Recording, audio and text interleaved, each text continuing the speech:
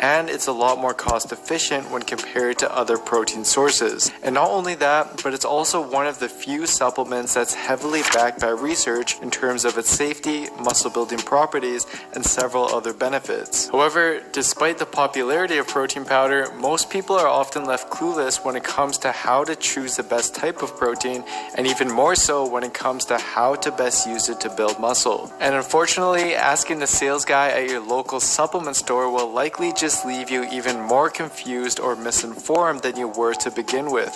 But luckily, in this video, I'll clear everything up for you and show you exactly how to maximize the effectiveness of protein powder by looking at the following points. When it comes to picking a protein powder, the sheer amount of options can definitely be overwhelming. But to keep it simple, research indicates that when compared to other forms of protein powder, whey and casein have the highest essential amino acid content and are the best at stimulating muscle protein synthesis, meaning that they're going to be your best options. Now, as for the difference between whey and casein and which one is better, it mainly has to do with their digestive properties. Whey is a faster digesting protein that rapidly spikes protein synthesis for a short period of time, whereas casein is a slower digesting protein that gradually increases protein synthesis over a longer period of time. But generally, I'd advise sticking with whey over casein since it has a slightly higher leucine content, and because research such as this 2015 literature review on the topic tends to favor whey over casein when it comes to elevating protein synthesis and promoting gains in muscle mass. And more specifically, I'd recommend sticking to whey isolate since it's the purest form of whey protein and contains the least lactose if that's an issue for you. However, with that being said, as you'll see later on in this video, if you're seeking to maximize your results, then casein does have a unique potential application and maybe something you still want to consider in addition to whey. And for vegans who can't intake whey or casein, although research shows that plant protein powders don't stimulate muscle protein synthesis as well as whey or casein does, research also shows that this can be potentially compensated by ingesting a greater amount of plant protein or simply ensuring you intake adequate amino acids through various food sources, which is just something for you to keep in mind. Although most people are firm believers that protein shakes are meant to be taken right after your workout, research actually doesn't fully support this idea. For example, as shown in this 2013 literature review on the topic, ingesting protein immediately post-workout doesn't seem to be very important if you've already had a pre-workout meal with sufficient protein. Multiple other studies support this idea by emphasizing that this 1 hour post-workout anabolic window may only apply to fasted training where there's no pre-ingestion of protein. Whereas if you've ingested protein sometime before your workout, it essentially renders the timing of your post-workout shake as useless, which just means that a post-workout shake isn't as important as we thought it was if you're in a fed state. And in fact, if you haven't had any protein before your workout, research even suggests that ingesting your shake before your workout is more beneficial than after. For example, this study from the American Journal of Physiology showed that when subjects in a fasted state ingested protein before their workout, they experienced significantly higher muscle protein synthesis when compared to subjects who ingested their protein immediately after their workout.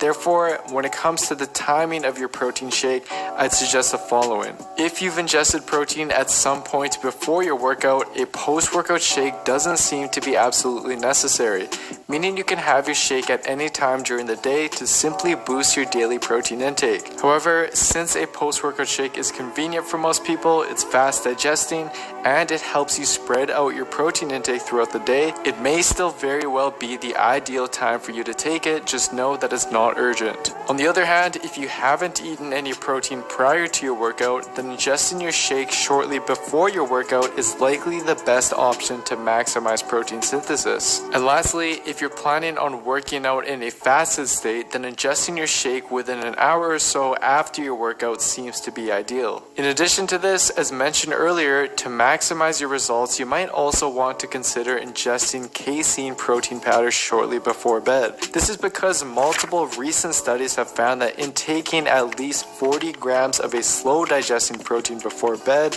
helps improve overnight muscle protein synthesis, which theoretically leads to better muscle recovery and growth over time.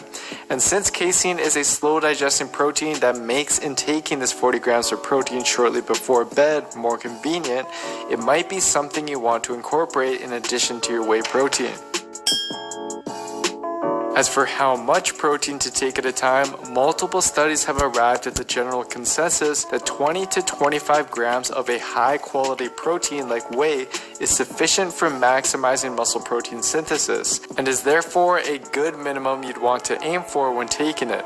It's also worth noting though that having more than this might provide a small additional benefit, with one recent 2016 paper concluding that in taking 40 grams of whey protein stimulated muscle protein synthesis to a greater extent than a 20-gram dose, regardless of the subject's body weight and lean body mass. But generally, it seems that sticking to a dose of anywhere between 20 grams to 40 grams is likely your best bet. Now, as for how often to take protein, this just ultimately depends on your own total daily protein requirements. You want to prioritize in taking your protein from food sources since they provide a variety of other amino acids and nutrients, and then use protein powder to supplement this if needed.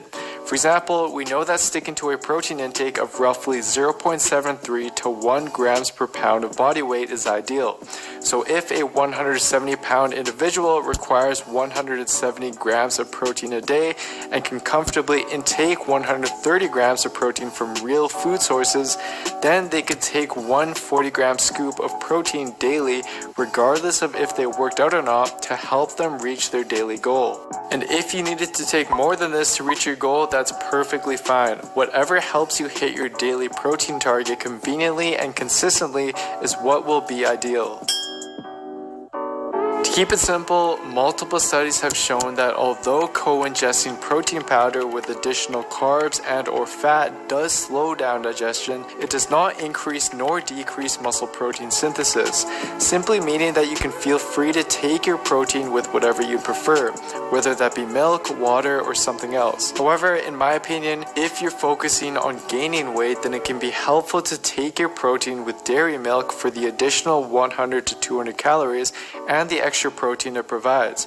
Whereas if you're focusing on losing fat, it might be best to take it with something like almond milk or water, which just helps you conveniently save an extra couple hundred calories or so. So to sum the video up, here are the key takeaways. One thing I want you to keep in mind though is that as with all supplements, protein powder is not anything magical and is by no means necessary to see results. However, if you struggle to hit your daily protein intake through food alone, then this is where it becomes useful and something for you to consider.